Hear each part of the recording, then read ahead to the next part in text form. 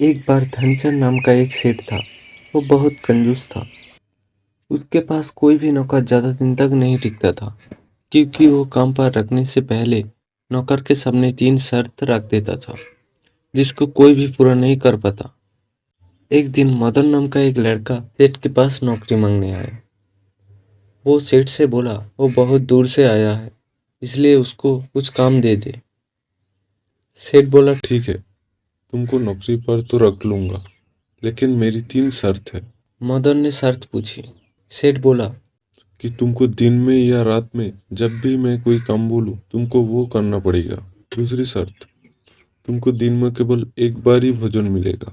और तीसरी शर्त, यदि तुम खुद नौकरी छोड़कर जाते हो तो तुमको मुझे 1 साल का पैसा देना होगा।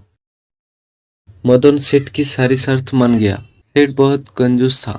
वो मदन को गोदाम से भारी भारी बोरियां लाने को कहता और दिन में केवल एक बार ही सूखा भोजन देता था, जिससे वो दिन प्रतिदिन कमजोर होता जा रहा था। कुछ दिन तक ऐसा ही चलता रहा। एक दिन सेठ की बीवी ने उसको भोजन में बहुत कम रोटी दी। मदन ने सेठ से बोला, इतना कम करने के बाद इतना कम भोजन? तो सेठ ने बोला, तू काम ही कितना करता है। मदन कुछ दिन बाद सेठ से नौकरी छोड़ने को बोला। सेठ ने उसको शर्त याद दिलाई। मदन ने अपनी माँ का कंगन बेचकर सेठ को पैसे दिए और गांव लौट आया। एक दिन गांव में मदन को उसका दोस्त रमेश मिल गया। रमेश ने मदन से परेशानी का कारण पूछा, तो मदन ने सारी बात रमेश को बता दी। रमेश ने सारी बात सुनकर सेठ का पता पूछा और मदन को चिंता ना करने को कहा। अगली सुबह रमेश उस सेठ के पास चला गया और सेठ से काम मांगा। सेठ ने उसको वही 3 शर्त बताई। रमेश बोला, सेठ जी, मैं तो आपकी 3 शर्त मानने के लिए तैयार हूँ, लेकिन आपको मेरी एक शर्त मानना होगा। यदि आप मुझको नौकरी से निकालते हैं तो आपको मुझे 1 साल की पगार देनी होगी। सेठ ने सोचा ऐसी नौबत नहीं आएगी और उसकी बात मान गया। रमेश कुछ दिन तक काम करता रहा। एक दिन सेठ रमेश को बोला, जाकर गोदाम से एक बोरी लेकर आओ, फिर उसमें ताला लगा देना। उसने सेठ को सबक सिखाने की सोची। उसने बोरी निकालने के बाद गोदाम का ताला बंद नहीं किया और अगले दिन ही चोर ने उसकी सारी बोरी लेकर चले गए।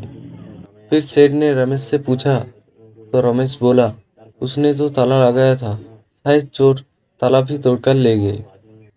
एक दिन सेठानी ने रमेश को बाजार से लकड़ी का गट्ठर लाने को कहा।